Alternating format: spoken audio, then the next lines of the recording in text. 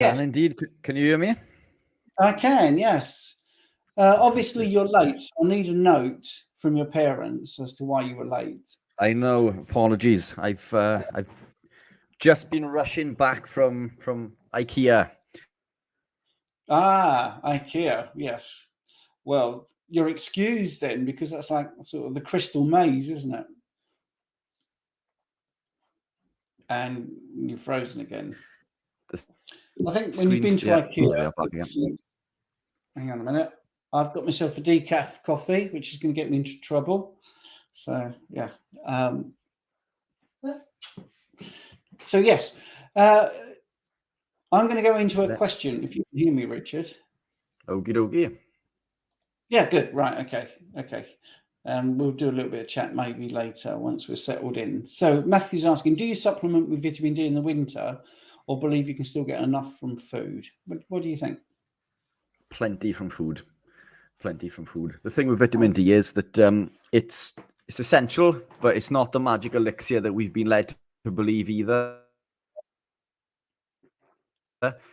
Is the result of vitamin D consumption and absorption, which is the reason that we live longer. We do need vitamin D, but it's we get plenty from food. In fact, I think we absorb most of it from our food. The vitamin D that we get from the sun acts as a sunscreen. Believe it or not, so it's absorbed into the skin and it acts as a sunscreen. But more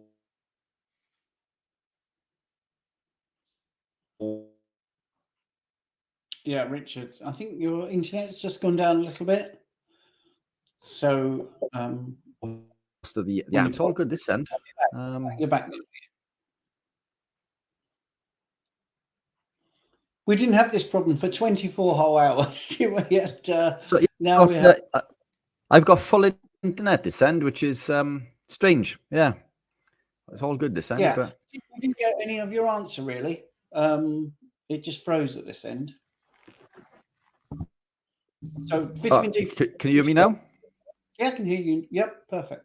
So yeah, no, we don't need to supplement with vitamin D. We get plenty from the food that we eat. So the vitamin D that we get from the sun acts as a sunscreen within the skin. Now, vitamin D is essential, but we get plenty from the foods that we eat. But when we look at the benefits of vitamin D, most of these benefits are nothing more than a surrogate marker to the increase in nitric oxide. So the UVA rays hit the body, and the body increases nitric oxide off the back of these UVA rays.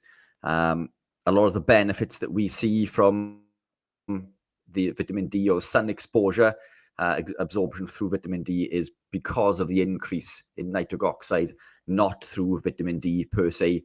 So yeah, it's a tangled web, is vitamin D. It is super important, but we get more than enough from the foods that we eat when we live a carnivore lifestyle. So no, I do not supplement with any form of vitamin D.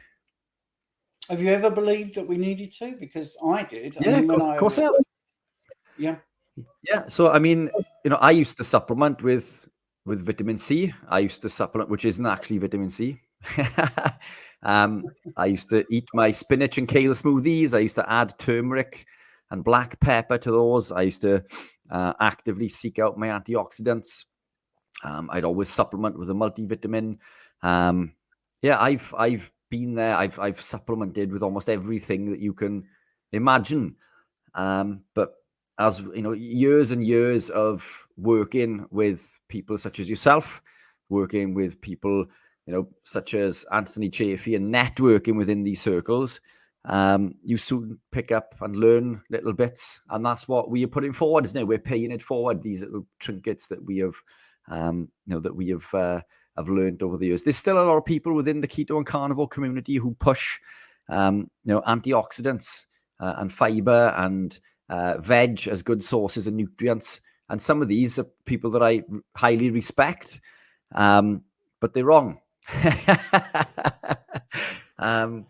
Yeah, so it's difficult sometimes, when you move in a circle and you completely disagree with what someone is saying, even though you respect them. They seem to be getting 70 to 80%, if not 90% of it correct. But yeah, It's so I used to supplement with vitamin D. I do not supplement with vitamin D at all anymore. The only thing that I do supplement with occasionally is creatine. Although that has been causing me problems recently in regards to running because it fills the muscle with volume and it makes everything hard and tight. It seems to do something to a muscle in my lower back, which causes pain when running. At least I think that's what I've whittled it down to. And leucine, the amino acid leucine, incredibly underrated leucine, but we get lots from the food we eat. When you eat red meat or animal proteins in general, we absorb tons and tons of leucine, but there would be an argument there to maybe supplement with leucine for muscle building and repair. There's another the item that leucine breaks down to is something called HMB. I did look into HMB for a long time, but the research is highly conflicting. It looks like a lot of the benefits from leucine is obtained from leucine and not through the metabolite of HMB.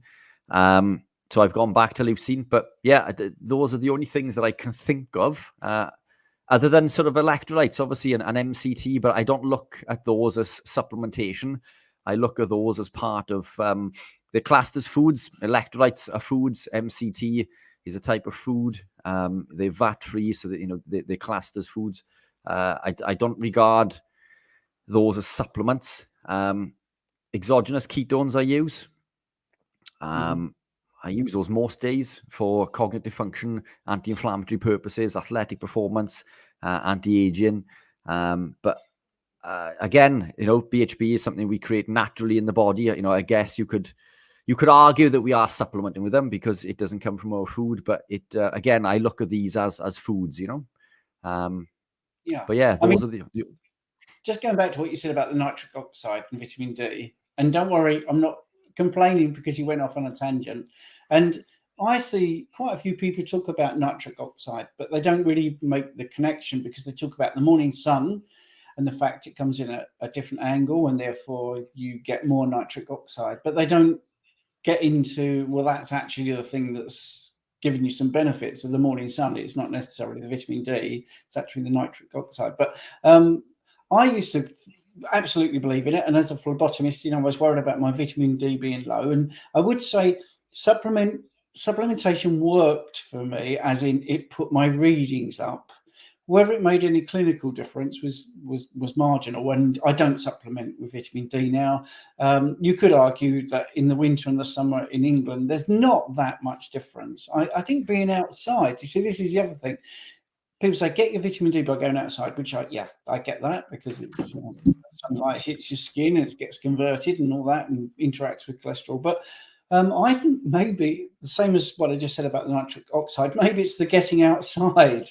This is the thing. If you're outside, I don't think that's going to be necessarily bad for your health, is it? I mean, it's one of the good things. So one of the points that Anthony Chaffee made during, I don't know, it might have been during the Carnivore-a-thon. If not, it was a different podcast. He references the Inuits who do not suffer with low vitamin D levels, yet they are not exposed to sun very often. So there's it's something we need to look into a little bit deeper, I think. But the proof is in the keto pudding, as they say, isn't it? Or absolutely. Pudding. And that's it. There's always these outliners, and yeah, exactly that. If you're in a place where there's no sunlight, but you don't suffer from low vitamin D. There was something yesterday that I thought was particularly interesting. Some guy was talking about fat makes you fat. And the studies he referenced, he put like 3 or 4 points, and he said fat makes you fat. And in brackets, he put not in the context of a low carb diet, though. Bang. So I just picked him up and said, well, then it isn't the fat, is it? Because if you still have fat and it doesn't work, doesn't make you fat on a low carb diet, then it's not the fat, it's some other factor. Carsten, who was a big supporter of the Live 24, thanks. We were entertaining, we tried. After editing, I mean, I've edited and then edited again, so I edited it down and then a little bit more. So I've been listening to it all again. I don't feel that I'm entertaining. Like, oh, I talk too much, like I'm doing now. But yeah, thank you. I felt we did okay to keep people entertained. Yeah, fantastic comment. Appreciate that, Carsten. I think we were paying the price for several days following the 24-hour live. I went straight into work following that. I worked all day and then, so still fasted. So I think in total, I fasted for just under 3 days. I take the advantage. Not that I had any issue with eating on screen, which was the plan. I did think it would have been a good idea to have shown people what we eat. But it's difficult when people are talking and asking questions and a mouthful of steak and, and whatever else. So I took the opportunity to fast, but I didn't sleep. So I did that on very little sleep the night prior. I had 3 hours sleep coming into the 24 hours. Then we were awake for the 24 hours. Then I went into work. And that evening at 6 o'clock, I went for a 5-mile run.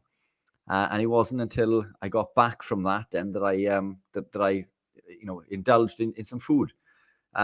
So we were awake for the full 24 hours off the back of 3 hours sleep and a 5-mile run. So it just, and I could not have done that if I was fueled by carbs for sure. I think we tried, didn't we? I know there was, I think next year we could plug things a little bit better. I think we've learned a lot, haven't we? And I think that we maybe one or two of the speakers we could have timed differently. But yeah, and I know once or twice one or two of the speakers went off on a tangent on things that had nothing to do with Carnivore. But look, it was a learning curve, and I think I think everybody enjoyed. That's the feedback that we're getting back, isn't it? And I thoroughly enjoyed. Yeah, it's interesting actually because we didn't stay up for 24 hours. We stayed up for much, much longer. I mean, because obviously I didn't instantly get from my bed straight to the studio here. So I had an hour beforehand. And then I just carried on working. And I literally have, I'm not after sympathy, by the way. It's just to say, and I wanted to get the content out and I wanted to get it out in manageable sort of hours and do podcasts, audio podcasts, all different versions for people while it's fresh and everyone's interested in it. So I don't think I went to sleep during the day. So I possibly stayed up for 36 hours, 37 hours, something like that. And same scenario. I had a little plate of different sort of things that I could eat. And I was going to say, look, here's something not carnivore, but a keto brick when Robert Sykes came on, because he invented the keto brick. It was his, ingredients and all that. And firstly, I didn't feel hungry, which I think is very interesting for people that think you have to eat and you have those cues. We were talking about food so often. Not once did I think, oh, this is making me hungry. I just got on. So maybe there's a lot to the fact that people eat just out of habit or boredom. Entertainment. This really divides people. So I enjoy my food and I do eat for entertainment, but I also understand why some people don't do that, because they go off the rails. I think. Right, here's one for you. I'm going to just shut the door while you answer this. Hello, gents. DJ Knight, this is from. How do I get shredded on a carnivore diet? Was on strict carnivore for 6 months, but couldn't lose the last bit of fat. Should I focus on lean protein? Richard? Yeah, in simple terms, spot on. So we need to flick the switch from dietary fat into body fat. So when I was competing professionally, even now, I probably sit around 9-10% body fat, which is fairly lean. I've still got abs and veins and all sorts. And I do that intuitively. But to get down to 2% or below even 9 or the 10% that I am now, I would need to swap out some of the fatty cuts. So I would typically remove butter, the tallow, lard, ghee, whatever it is you're cooking in, gravitate towards leaner cuts. If you're consuming cheese, cut away from the cheese. If you're consuming any dairy or the double cream, come away from that. If you're consuming eggs, take out some of the egg yolks. Now, that said, fat is still incredibly important for the production of hormones. So what I would do is I would do a few lean days where I would eat nothing but lean protein. I'd go down to maintenance protein. Now, this is an extreme cut. So, and this isn't healthy. Getting down to 2% isn't healthy. But if you have a sticking point that you're looking to break through, move to the lean cuts, go to maintenance protein, which is around 0.5 grams of protein per pound of body weight. Your body will literally eat itself, but you will not lose muscle. You won't lose muscle, but the production of ketones is anti-catabolic, so you will not lose muscle. I'd cycle that for a few days and then have a higher fat day, almost in the same way that you would with carbs, as in a carb refeed. So I'd have a higher fat day. I'd go back to eating lots of fat for the production of hormones. But essentially, yeah, I mean, that's, there's no magic ingredient or magic formula to this. Cutting out dietary fat or lowering dietary fat is how we get the body to ramp up endogenous fat production. And that's what I used to do to cut for these competitions, is reduce the amount of dietary fat that I was consuming. But yeah, I mean... Yeah, I think what you always say, and I'm just going to remind you, is when you're doing the shows, the bodybuilding shows, that's not for health, that's aesthetics. Exactly. Yeah. Very low level of fat. And maybe I missed it when I zipped out to do the core and get some bits for the next question. Yes, so it depends how shredded you want to get. But if you want to go to low body percentage, then you do have to reduce the fat, which doesn't necessarily mean it's going to be healthy. You're going to look great, but I would always say you don't want to look like you're in a competition for the whole of your life, because that wouldn't be particularly healthy. Talking of aesthetics, and I will start this.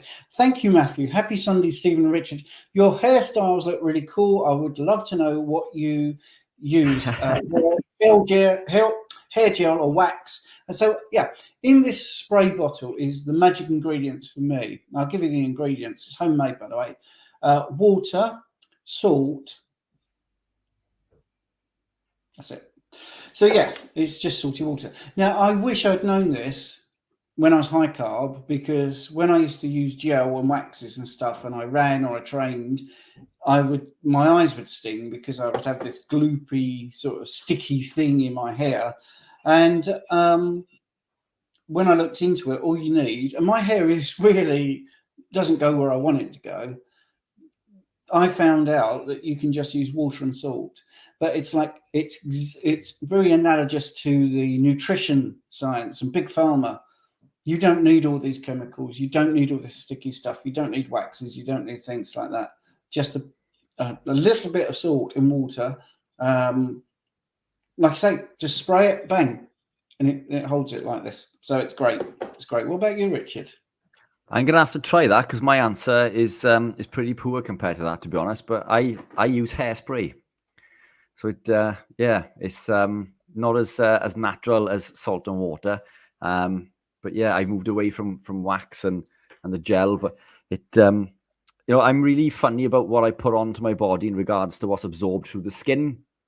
So I guess that is one aspect to look at. I mean, you could argue that the amount that I put on is minimal and it's in contact with the hair, but I guess to a degree some of that is being in contact with the scalp, isn't it? So yeah, that's a fantastic point, actually. But thanks for the compliment. I feel like I've just been dragged through a bush backwards, but but I'll take it. You're new to the salty water mix, then, are you? Yeah. That's good. You'll have to fill me in with the ratios of salt to water, and I'll give that a try. Yeah, fantastic.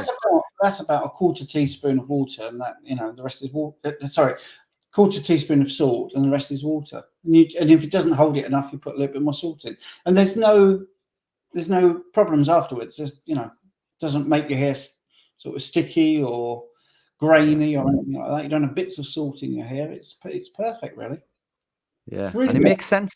It makes sense because after a hard workout on the bike or a run, You have to sweat in a lot. My hair, if I do that, without putting anything on, which is the way that I train, I like my head to breathe when I'm working out.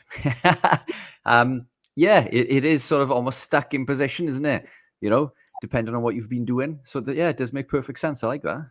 Yeah, I try to make perfect sense. You see, we do the science, but sometimes a little bit of just very basic sense is really good. Right, so Carsten again. We have got other questions, so it's not you will be answered. I'm just doing them in the order that they're coming up. How do you tap into the superior energy? How is it biologically different to glucose and slower stroke harder to kick in when needed, even in keto state? Do you get the question?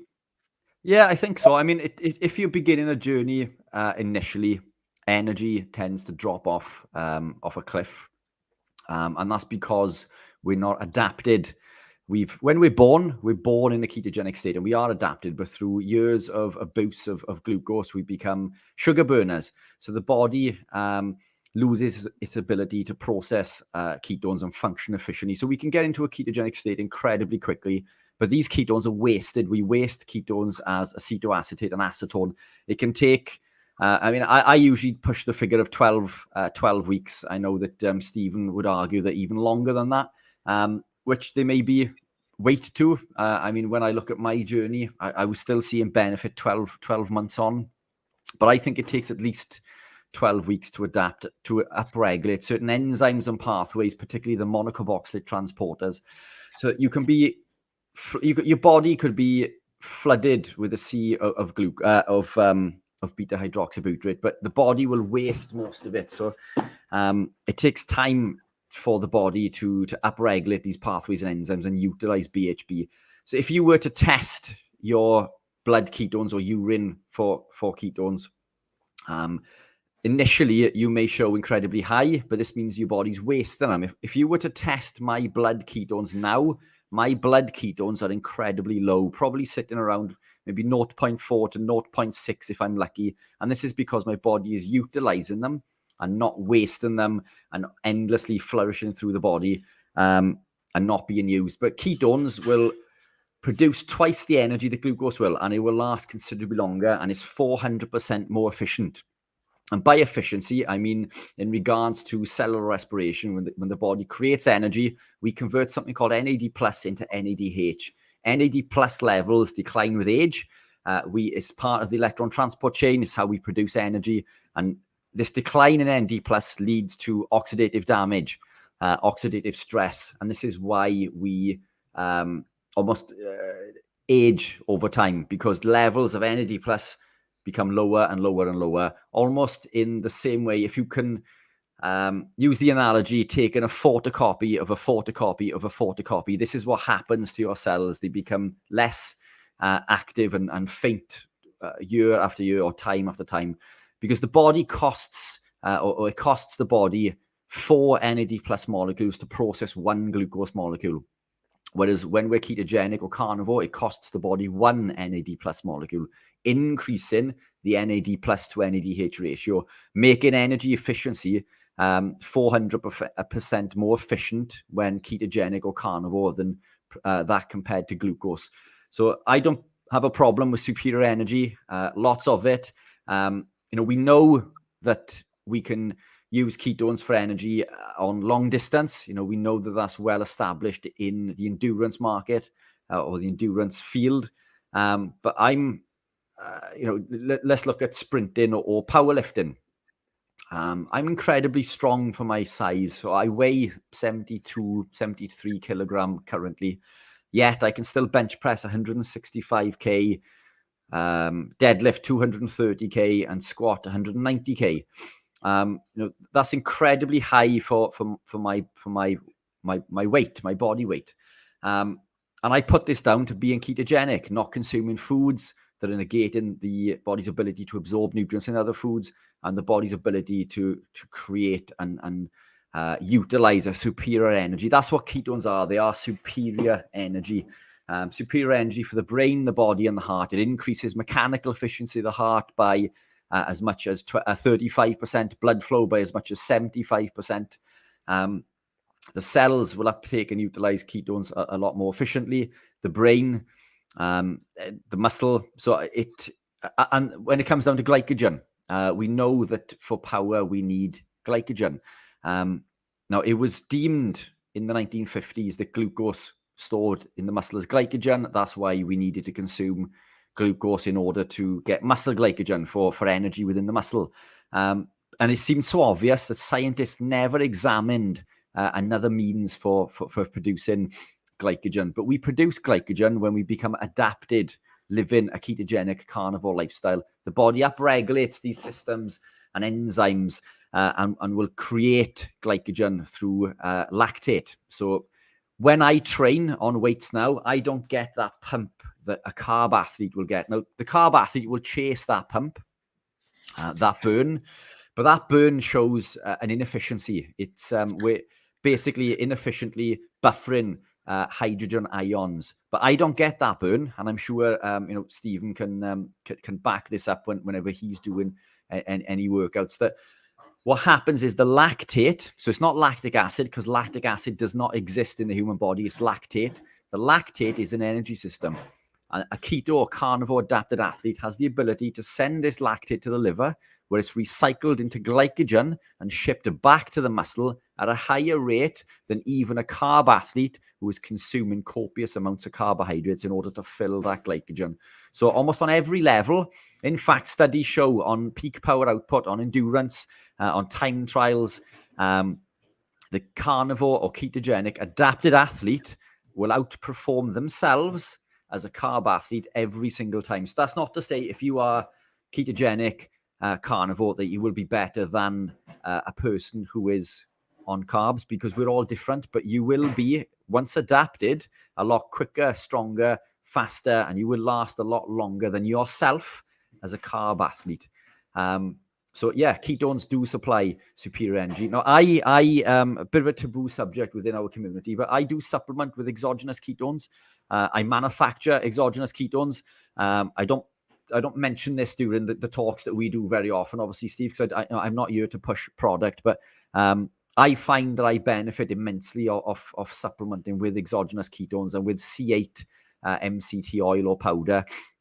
The MCT oil and powder instantly converts into BHB. Now, this elevates ketone levels within my body, as does the ketones do. I find that with higher ketone levels, I work a lot better on an endurance event or a competition such as running or cycling. So I will use those for that. And that's what I was using for the entire Carnivoreathon. I was taking in exogenous ketones periodically throughout the 24 hours. My body creates them. It creates them naturally. And it is a taboo subject, and many would argue against it. But to put this into perspective, every team in the Tour de France supplements with exogenous ketones, whether they are keto or not, for athletic performance and for recovery. So take them from that what you will. But if they are doing it at that level, then there must be some weight, in the theory behind it. But I notice a fantastic benefit. Yeah, I think that's a very full and fantastic answer.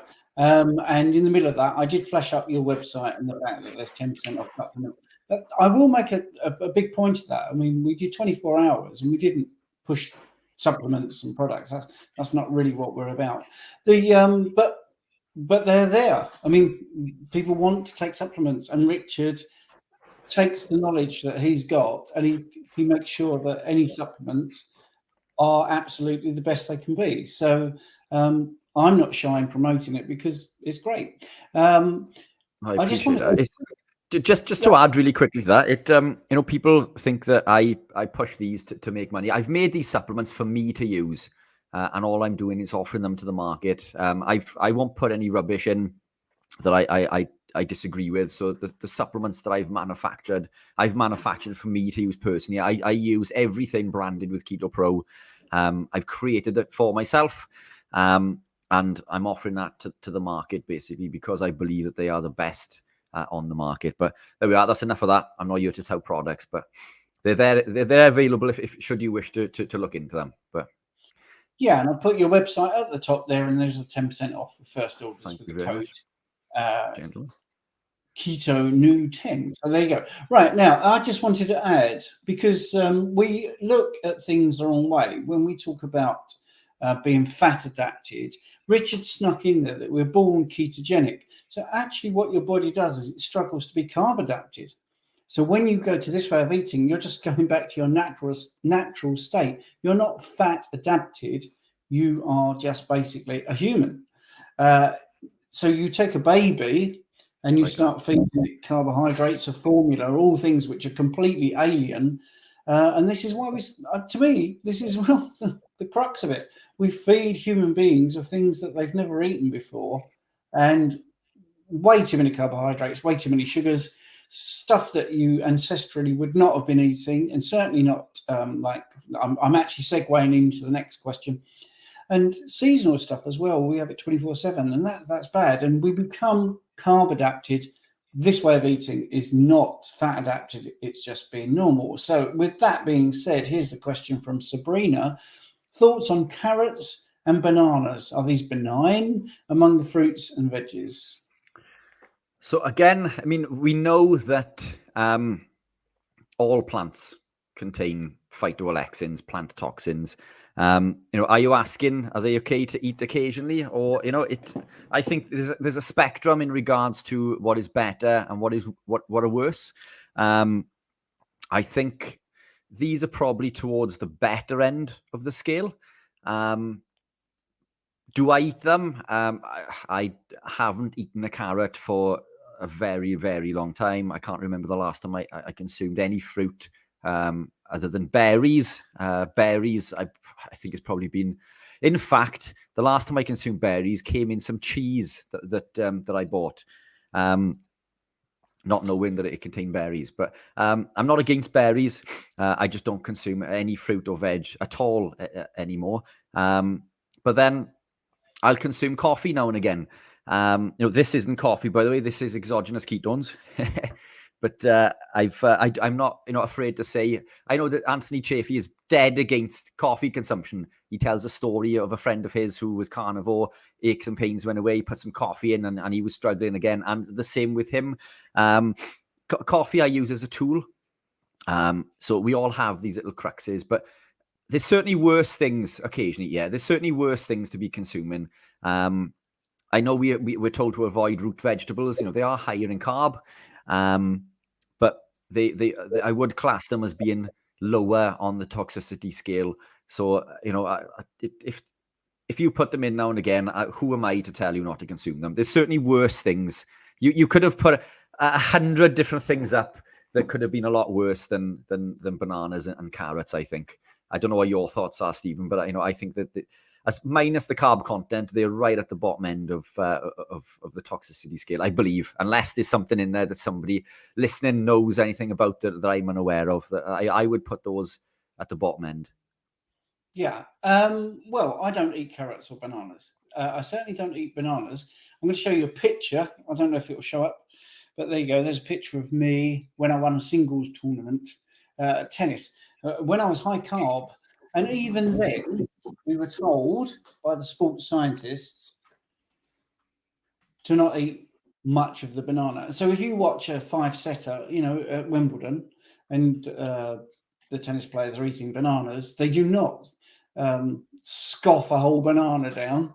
They will take very small bites because they're very sugary, basically. There's a lot of glucose. And you don't want to have an inappropriate high spike of glucose and then the pancreas doing an inappropriate and a biphasic response of insulin. So you want to make sure that your blood sugars don't spike. There you go. And many zoos are asking people not to feed fruit to their animals because they become diabetic. Now, real world, like Rich said, if you went out and there was a banana and you really fancied it and you ate it, we're not going to come and take your carnivore card away. All right. No. So that's totally fine. Both of those things are particularly sweet. Carrots are sweet. I used to grow carrots when I believed in high carb and fruits and veg. And wow, the amount of animals that had to die to make sure my carrots lived was incredible. The pesticides and everything I had to do. So Yeah, I'm not going to. I don't want to. I'm not a killjoy. If you like them and you have them occasionally, I don't think they're going to be problematic. I would say that if you have problems with sugar addiction, anything that's sweet, the sweet taste in your tongue, the cephalic response from your brain expecting sweetness could be problematic. Paul Saladino has a lot of fruit and honey, but it was 50 grams, wasn't it, 2 years ago, and now it's 400 grams. So again, not knocking him. Just saying, it's a slippery slope. So yes, if you're good at moderating and you can have a banana, and it's not going to lead you into having tons of fruit and sweet stuff, I think it's fine. But that's my 2 pennies. Just to add to that as well, Paul Saladino also surfs for like 3 to 4 hours a day, doesn't he? So I mean, Yes. he doesn't work the type of jobs that the rest of us do. But coming back to the carrots, I've just looked up some information. They are high in lectins, so just be mindful that they do contain lectins. But you can obviously remove part of the lectins by boiling, and then placing into ice water after. But yeah, just be mindful. Obviously, lectins are probably one of the most damaging molecules or carbohydrate binding proteins that are in the vegetables. This is one of the, I actively try to remove lectins from my diet because they do cause intestinal permeability. But again, as Stephen says, I'm not the carnivore police. We had a bit of a rant about the carnivore and keto police on the 24-hour live. I think understanding and having the knowledge allows you to make an educated decision. We know that living a carnivore lifestyle with nothing else is going to be considerably healthier for you. But am I against people putting bits in? I think if your gut is healed, you're not going to rip holes in your gut by having the occasional carrot now and again. Because it's going to take time for that damage to occur. And it's this constant, and the gut heals incredibly quickly. So if you're going to put a few carrots in now and again, who am I to judge? Yeah. I just want to do a little bit of housekeeping as well, because Sabrina repeated that question later on. I promise everybody in the comments, if there's a question, we'll get to it. The thing is, 2 things happen. One is Richard and I trying to give full answers. All right. So it's not like other people that answer the question very quickly or divert you to a video. We try to answer it there and then. So don't panic. We've got your questions in front of us. And so try not to worry. We're not going to avoid it. Even if it's a question we don't like. Well, for instance, do we want to talk about fruit and veg? Possibly not. But we're not going to avoid it. We will definitely talk about it. So don't worry about that. And there are nice comments. Really quickly, just to circle back to that. I mean, if you noted, I mean, we had a large amount of carnivore guests on who are regarded as some of the world leading carnivore people. Bar 2 of those, I believe that I can remember. There may be more. Apologies if there are more. But when we asked the question, do they deviate or do they consume other things? Bar 2, every other one of those consumed things that we would deem to be outside of the carnivore circle. So I mean, there has to be a little bit. It's the 2 that didn't then. So we didn't ask these. I mean, I've never asked Dr. Chaffee or Sean Baker whether they dabble outside of. I know Dr. Chaffee's incredibly strict. I don't know if they do have a little treat now and again, or is that the right term? Or if they dabble outside of being strict. But I'm unsure. I mean, we didn't ask them, but we did ask a lot of other guests, and they said, "Yeah, I have some berries, or I have the occasional apple, or there was, Dr. Kilt's with the ice cream." So these are some of the healthiest people on the planet. So again, we're not the keto police. And it's a case of if you are living. But the thing is, Rich, and sorry to interrupt, but I mean, it is your situation as well. So for instance, many people can do those things, but some people can't because they've got that. Exactly. Yeah, So I agree. To use a stupid example, if you said to a smoker, "Yeah, go and have one because it's Saturday and it's the cup final," that's not a good thing, Or if you're an alcoholic, "Yeah, go and have a whiskey because it's your partner's 50th birthday or whatever. So it is always with that sort of proviso that you can moderate. So that and it is a personal choice, of course, obviously. So we're not zero tolerance, certainly not. But you do have to go into it with your eyes open. That it can open the floodgates. And for instance, using smoking, and this is one of the things that I used to do in my previous role before I was doing this sort of coaching, was smoking cessation. And I had people that would say, I've not smoked for 30 years, and then my daughter did not come home at the time I was expecting. And first thing I did was light up a cigarette. So you could think 30 years, you would think that would not be the response. So if it's lurking in the background, and if you feel you're a carb addict, possibly the worst thing you can do is a little bit of sweetness. That's it. So we'll move on to the next. Agree. Yeah, is that all right? Sorry, I didn't mean to interrupt, Rich, but yeah, no, that's all right.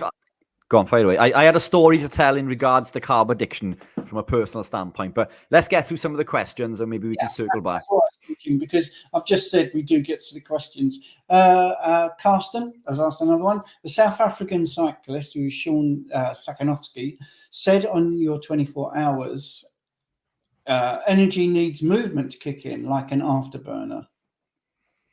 Yeah, so I'm unsure in regard. The only thing that I can think he was alluding to there is that, for example, being ketogenic and carnivore gives you superior energy, but it's energy on demand. So what I explain to people is that, if you drink a cup of coffee, your body and brain is stimulated, and you get this, this fake borrowed energy, if you like. But being carnivore and keto, it's not like that, is it? You just go about your daily business and you just feel normal. You feel the way that you should feel. But if somebody tried chasing you down the street with a knife, you would find, no matter how tired you were, this amount of energy, it would come from somewhere and you would be gone like a bullet. Or you'd stay and fight them, whatever it is you choose to do. But I look at BHB as energy on demand. It's energy that's sitting there, that is called upon when you need it. And yeah, I don't know if that's what he was alluding to on there, but I speak to Sean quite often. I've got all the time in the world for Sean. I think we caught him at the wrong time because we asked him to come up an hour early. So I think we'd walking him up. He was still taking his coffee or pre-workout, whatever it was that he was drinking. So he was a little bit worse for wear. And then he does like to go into the weeds and off on a tangent sometimes. And we went off the boil with Carnivore. But he's one of the nicest guys that you've ever met. But I think I'm going to have to get him back on a podcast with me. And maybe he'd love to do one with Stephen. So there's an option there that we can delve into that a little bit more and get more out of him. But yeah, energy on demand. That's the way that I'd look at ketones or being ketogenic. Yeah, I think I wholeheartedly agree. Stephen Williams, great guy, radical strength trainer, really good coach, by the way, if anyone's interested in powerlifting.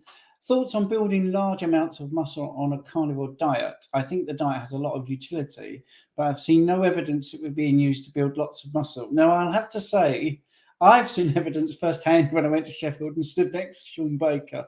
That guy is not lacking in muscle. Depends if you're talking about bodybuilding. Now, Richard is a keto pro because professional bodybuilding, so he's chomping at the bit, but I'm gonna get a word in. Firstly, I would say I have done a bodybuilding tournament in my 20s when I had tons of testosterone floating around and absolutely everything in my favor, except I was eating high carb and low fat and chicken breasts and rice, the bro diet and all that sort of stuff. But Stephen, I think I built 9 pounds of muscle in a year at age 57, going into 58 on Carnivore, which was the most muscle I've ever put on in a year. Now, if you're talking about the bag of walnuts, sort of Arnold Schwarzenegger, I know you know what I'm saying here about performance enhancing drugs. If you want to get into sort of freaky size, I think then Carnivore is not going to get you there, but definitely Sean Baker is definitely a good example. And now I'm going to step aside to someone who is definitely love this subject, Richard. I do, because so people think the carbohydrates, and while I'm talking, I'm looking for something on my screen. If I can find an image, I'll share it with you. We think that carbohydrates build muscle. Carbohydrates do not build muscle. So all of the research that when we look into muscle protein synthesis, adequate protein builds muscle. So as long as we're consuming enough protein, extra carbohydrates that will elicit an insulin response. And it's believed that this insulin response will increase muscle protein synthesis. But it doesn't at all. Zero. Nothing. Nada. It does not increase muscle protein synthesis. What does increase muscle protein synthesis is the co-ingestion of protein with fat. Protein and fat builds muscle quicker than protein and carbohydrate. Now, I've found an image on the screen. Do you mind if I share? Yeah, of course. And I'll also add, of course, when you have fat, you release bile, and bile is essential for amino acid absorption. So that's always a bit of the puzzle I like to put in there. But yeah, share the screen, please do. I haven't seen it on my screen yet. And Stephen's put an auxiliary question there. So I'll read that out for people that are on the podcast. He's put, of course, many muscular people maintain muscle they have already built. I'm curious whether you know of anybody who's built large amounts of muscle with it. So with that being said, if you're on the audio, obviously you're not going to see this image. Richard's going to put on the stream there. But like I say, I think my 9 pound of muscle is pretty good, actually. That's quite a large amount of muscle, which I definitely didn't have before, by the way. So yeah, fire away. Sorry, Richard. So this was me following competition. Now, I'm not absolutely massive, but what I did weigh was pure muscle. So basically, at that point, I had 2.3 kilograms of fat in my whole body, and the rest is muscle. Now, when I lost the weight, I lost 107 pounds. I went incredibly lean and skinny, but I didn't have any muscle. This was about 4 to 5 years later, and similar story. So at the top end of muscle building, we can gain around 0.8 pounds per month of lean mass unless we're supplementing. So these guys you see on stage who are mass monsters have been heavily supplementing with hormone growth hormone and anabolic steroids. Now this is natural. This is nothing other than supplementing with creatine and leucine and the other things that I mentioned earlier. And while I'm doing that, I'm going to find another one as well. A gentleman that you are familiar with, Steve, but I don't think you've met, and would be a fantastic person to interview as well. So the next pick I'm looking for is a friend of mine, Alan Reeves. We've done Alan. Yeah, we've done a few podcasts. Speaks to me, but he keeps having to rearrange. So is that on the screen now? Have I just shared that one? You've got to share it. You've got to add it to the stream, and I can't see it. Okay. Sorry, I've just. And sorry for the people with the audio podcast. Yeah. By the way, we had while you're looking for that, we had a message from Sabrina, which she said she didn't know that carrots contained lectins. They're out of here. So yeah, thank you, Sabrina, for that. That was good. So yeah, so let's get. I mean, that's pretty a big amount of muscle. Yeah, and there's another one that so I mean. I'm small. I'm a small person. I'm small framed, but I look big on stage because it's almost an illusion when you when you cut for a comp. So I looked bigger because I was so lean. But I'm going to share this one. Yeah, I'm just trying to share another one. All right, okay. We can't see you, Rich. I don't know where the cameras are, but. There we are. There we go. So this is Alan. Alan's a big guy. He's well over 6 foot, and in fact, he has been training with. And that's the difference between age 40 and 50. And don't get me wrong, at 40, he wasn't in bad shape, but he's grown considerably in 10 years while being ketogenic. He's been training with one of the mass monsters. What's his name? The guy that's come away from the bodybuilding. He's into yoga and stretching and all this sort of stuff now. I can't remember. One of the biggest in the UK. But yeah, mine's gone blank. Anyway, next to him. Is it? Is it Dorian Yates? Dorian Yates, spot on, yeah. So he's been training with Dorian Yates, and he dwarfed Dorian. I know Dorian's not bodybuilding anymore, but in a picture that he posted, Alan Reeves is considerably bigger than Dorian Yates, and and they're both pumped. They both train in the gym. Alan's got slab of muscle on muscle on muscle. He's a big guy, and so yeah, you can build muscle. Fat and protein builds muscle quicker than fat and than protein and carbs. The reason that we believe, so I'll stop sharing this. The reason that we get the impression carbohydrates builds muscle is because when we consume carbohydrates, the glycogen fills the muscle, and for every 1 gram of glycogen stored, the body will store 3 to 4 grams of water. So it'll do this. And that's a tool that I use for competing. So I would lean right down.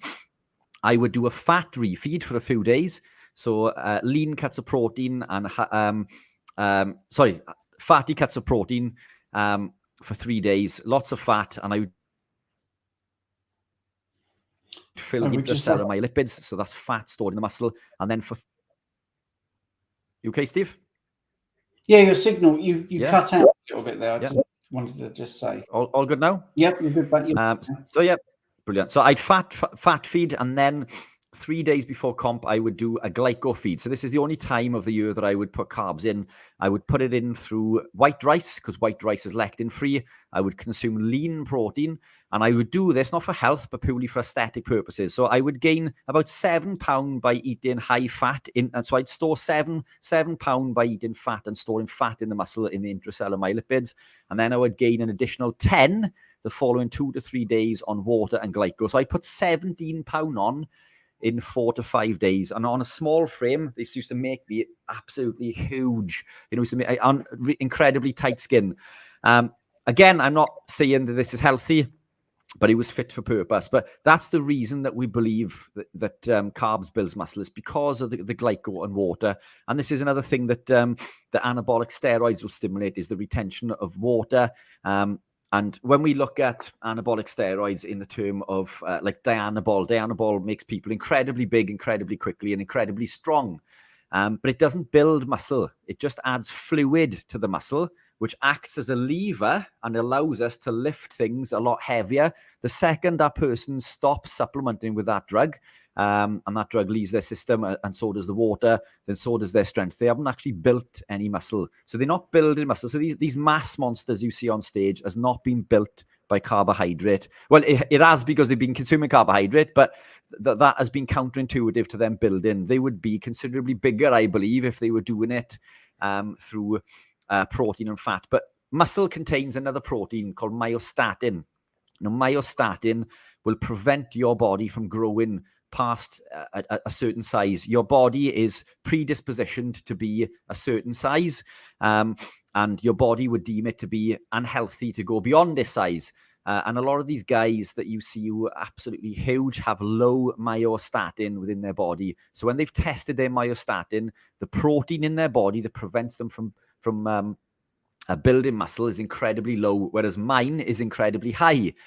And a normal person's is high, because we need to be athletic and lean so we can chase and so we need that happy medium of being strong and fast and lean and light so we can hunt and track our prey. It's counterintuitive to weigh 17 stone of muscle, because we're not going to be able to chase that prey that quickly. So our body is intuitively designed to prevent us from being too big, and that's why these people get so big, because they have low myostatin, or they take something called a myostatin inhibitor, which I don't know if they work, but they do exist on the market. This is something that would there's some cattle where they have a genetic defect which stops their myostatin, and they basically look like superhero cows. That's it. They're very big and muscly. So from doing nothing. Yeah. From doing nothing, and it's shown in nature. So sorry to rush you, Richard, because I'm just aware that we've got a few other questions. That was a very full answer, so I won't add anything to that. Well, actually, I will very quickly. When I did my bodybuilding show, and I looked the best I'd ever looked, and I was training for that week after at Gold's Gym, I came home, and somebody I worked with asked me if I'd go around to his house to train and bench press. and he couldn't believe how weak I actually was. So I looked good. I looked really strong. He was bench pressing a considerably heavier amount than I was. He was absolutely shocked. I wasn't, because I knew what my strength was. I knew what I looked like. So what Richard's saying is aesthetics doesn't mean that you're doing well. So I've got a couple of other questions. Nice simple one from Craig. Is it normal to get tired during the day on Carnivore? It's week 1, day 7. So I would say yes, when you're adapting, you can be tired. A very basic reason is because the breakdown of protein takes 5 times the amount of energy than breaking down carbohydrates that you're used to, on fats as well. So there is just a physiological extra load on the digestive system, which doesn't mean it's bad to eat protein. It's just a thing that you need to adapt to. What would you like to say to Craig, Rich?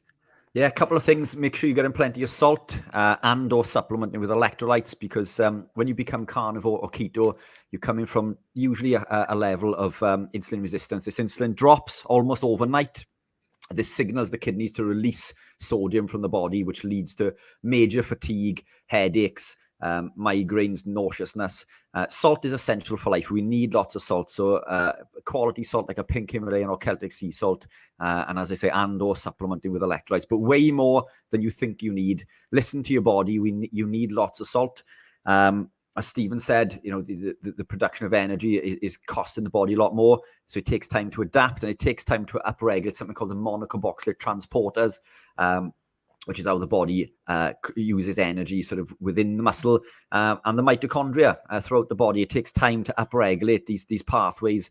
So this is the reason a lot of people will throw the towel in early on, because it takes time to teach the body how it's meant to be living. We're coming from this state of insulin resistance and being fueled with these sugars, which are giving this instant energy, and now we're telling the body to go back to its innate intelligence and start using fats for fuel, which it hasn't done since you were a baby, probably. It takes time to adapt, so stick with it. But salt is one of the quickest fixes. Lots of salt, and I think that you'll feel considerably better just by putting that salt in. Yeah, and I did put your code up if you want to look at electrolytes. So I'm going to do that again. I don't think there's anything wrong with that. So yeah, at the top of the screen, keto-pro.com, and you get 10% off. Right. So yes, that's great. So Carl has asked, how long before an event would you recommend to take BHB for it to be a benefit? Hey, Carl. I know Carl. Carl's a very good customer of mine. I believe he was in store on Saturday, actually, while I was moving. That's another story.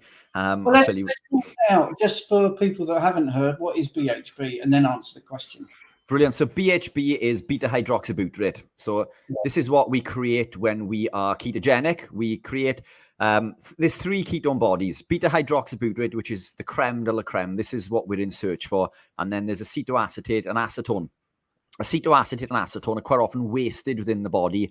Acetoacetate will fluctuate between BHB and acetoacetate, but we're getting deep into the weeds there. But BHB is the superior ketone. This is the one that we're in pursuit of, and it takes time for the body to upregulate and utilize this ketone body. But BHB that Carl's referring to is the BHB that I've got in my cup. This is exogenous ketones. So endogenous is when we create ketones from in the body from being ketogenic or carnivore. The BHB that Carl's referencing is exogenous ketones, the type that we put in orally. Now, many will slate exogenous ketones, saying that it's just expensive urine because we pee most of it out. But BHB is a signaling molecule. So what happens when you take it exogenously is it trains and teaches the body to upregulate those monocarboxylate transporters, and you adapt a lot quicker. It also helps you overcome things like keto flu, the last comment mentioned, because they are bound to salts. So the BHB, the beta-hydroxybutyrate molecule, is bound to electrolytes, it's bound to salts. But it tells the body, it signals and trains and teaches the body to adapt quicker. So this 6 months or 12-month adaptation period can be fast-tracked by supplementing. But there is a way to do this, and it isn't more is better either. Less is best. But it teaches the body to create ketones. So basically, we're supplementing with an exogenous form, But what Carl is asking there for an event, so before running or cycling, how often would you take it before an event? I put, so we do a few different types of ketones. We do a chocolate flavor, a vanilla flavor, all natural, although, obviously they do come from plants. Then unflavored, which I mix with electrolytes. And then there's a raspberry bomb. I take like the raspberry bomb version because it comes with caffeine about an hour leading up to an event. So exogenous ketones can work and function within the body for up to 8 hours. A high intensity, it could be anywhere between 2 to 4. So if you were running a marathon, for example, you could supplement with exogenous ketones, and that should last the entire marathon, even if you are consuming carbohydrate, because BHB orally or exogenously will take oxidative priority. It'll buffer your glycose stores, and it will preference BHB for that entire event. So even if you are a carb athlete, you can benefit, and you would see a better benefit actually than I do, because I already produce ketones. You would see a better benefit as a carb athlete than a keto athlete. But what happens is we artificially, well, not artificially, because it is a natural substance. We increase the ketones within the body, and the body will work at a higher rate. So in athletic performance terms, we can perform at a much higher level when we supplement with exogenous ketones. But about an hour before I start to drip feed it in, Carl. That's great. The fat addict, that's Adam, I believe. Adam. By the way, Adam. it's Adam's fault that I know Rich. It is, yeah. I interviewed Adam, and he just casually in the conversation said, because I spoke to this nutrition expert, Richard Smith, and I think he just thought I knew you, Rich. But anyway, that's how I got to know Nobody knows me. Nobody knows me. Oh, they do now, maybe they do. Right. So the fat addict said, I'd love to hear you both speak about the opinion of some people that you can't be carnivore unless you're very strict and never deviate from meat only. And I will have a pop of that first, just very quickly. That is true for some people. I mean, some people just can't moderate. They have to abstain. I mean, that's one of the things that comes up in a lot of my success story interviews. It's not the fact that they just don't think they can do it. So, yeah, there are some people that just can't deviate from meat only, and autoimmune conditions would be another one. Carb addiction could be another one. So I think that's what you're asking, that there are some people that do have to be strict. I think that's what you're asking. And I think I may be wrong, Steve, but I think what Adam's getting to this is, I think he's alluding to the carnivore police again. That's the way I've read that. It basically, some people saying that you can't be carnivore unless you're strict. I see what you mean. So yes, so if I may be wrong. I don't know if you want to chuck that into the comments, Adam, but that was my understanding, that some people think that. We did cover this in the live, but yeah, very briefly. I mean, I'm not bothered, but I would say someone like Paul Saladino isn't really carnivore. I just think there's too much outside of it. But if he wants to call himself carnivore, and people are happy with that, fine too. Live and let live. Personally, I think someone eating that amount of fruit and fruit and honey is not really carnivore. But and I think when you look at, he says he's animal based and he does what I eat in a day. Meat is not front and center, and organs get a big push. And I think that's mainly down to trying to push the supplements a little bit. But yeah, so I don't know. I sit on the fence with it. It doesn't make me cross. It doesn't make me angry. Live and let live. But I do think it is important to some people, because I have also coached people that have gone down the route of fruit and honey, and it's absolutely derailed them. So it is a serious topic in that way, where they've said, I am carnivore. And I ask, so what are you eating? And they tell me, and I say, right, okay, that might be why you're derailed, because you were doing really well, then you include your fruit and honey. And again, this isn't the anti-Paul Saladino thing. It's just being realistic. But it's such a difficult thing to talk about, because it's very broad, and whatever I say will annoy somebody and upset other people. So that's my 2 pence on that.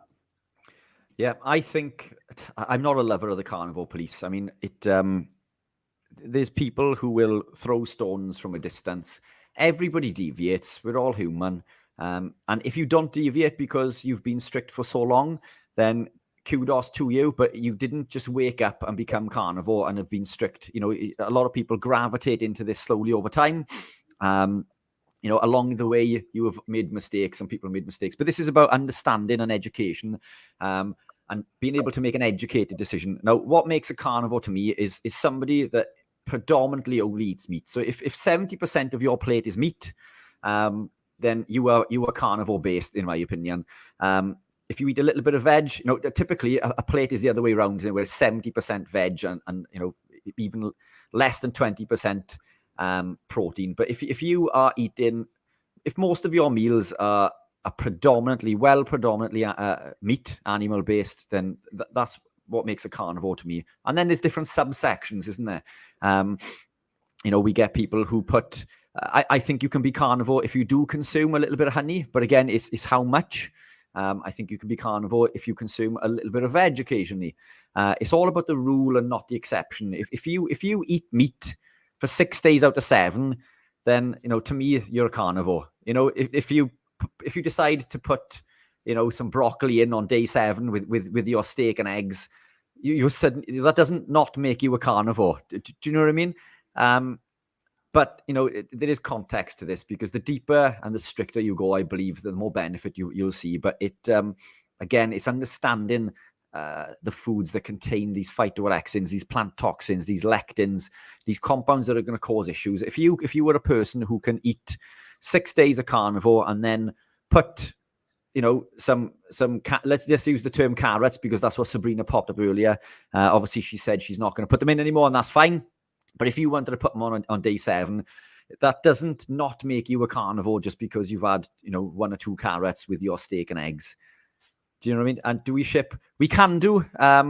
We do by request. So if someone in the States wants to drop us a message, we have to work out specific carriage, because we don't have tariffs specific to the States at the moment. But if you message, we can ship to the States, yes. Yeah, there was something I wanted to mention on the 24, because I discovered these crisps, by the way, and I don't know if you know about these, Rich. Proteomars-snacks.co.uk. I was dealing with, you know, Carnivore Crisps, the American company, and somebody said, is there anywhere in Britain that does those sort of things? So yes, there are. One is the Kitchen Detox. She does her own crisps, but these are really nice, and these are just chicken. So the ingredients literally are 100% chicken. So fantastic. I don't know if it's something you might want to stock, or whether they just sell direct. Yeah. But we're always looking for third party. We also stock curators, which are 100% pork puffs, like quavers. There's no seed oils or lectins, and what's the other one? Robert's Dorsets, pork crackling. We also stock, which again, grain-free, lectin-free, and seed oil-free, and they're absolutely delicious as well. So, you know, there are options. I mean, somebody would see me eating a pack of those and think, you know, not that I do very often, that you're not, it's pure pork. There's nothing in there but pork. It's air-dried pork, you know? Yeah. So, you know, there's yeah. Well, that's why I have them, because if you want to have a bag of crisps, which occasionally I do, it's just chicken. And they've kindly said you can get 20% off with the code UK Carnivore. So perfect. I don't make any money out of that. We didn't even get the crisps for free. I just wanted to find somewhere in the UK that did that sort of thing. So now we're catching up, which is really good. Let me just get rid of that on there, and we'll go back to our names at the top. Right. Comments. We've got one more question. And I'm going to read the question, and then I'm going to read another comment, and then we'll get into the question. Right. So, because the comment actually sort of answers the question. So, have you ever heard of cartilage healing on Carnivore? I have a torn meniscus, and my doctor says that surgery will only make it worse due to where the tear is located. And that's very true, because you could have what's called a bucket handle tear. Very difficult for the meniscus to repair from that, because it looks like a bucket handle. Basically, you have a rip, and then you have a bit hanging on, and sometimes that flaps over, and that's really difficult. Yes, I have heard of things improving with the carnivore diet, or even just low carb and keto with those sort of things. And I've had people that are due to have knee operations not having the knee operation. I think I've even done a success story about it. But as always, there is someone who will put a comment in that answers you. Susie said, not a doctor here, but my meniscus tear has not healed with 1.5 years of carnivore. However, I have less pain and can now sprint and do barbell squats. So the knee is more functional. Yeah, fantastic. And again, so, everyone's an individual, aren't they? You know, so what works for one doesn't work for another. But I wholeheartedly believe that carnivore, you know, is the pinnacle of health and well-being.